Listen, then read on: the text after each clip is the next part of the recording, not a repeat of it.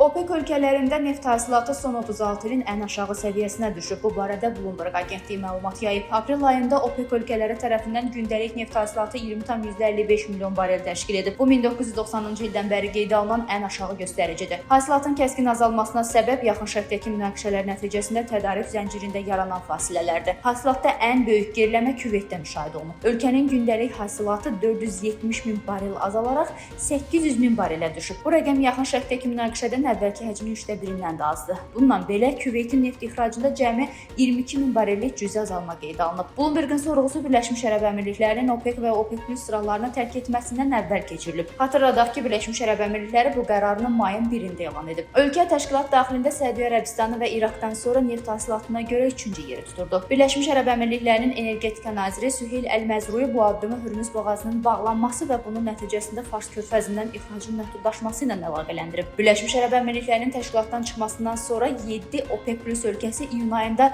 neft hasilatının yuxarı həddini gündəlik 188 min barel artırmaq barədə razılığa gəliblər.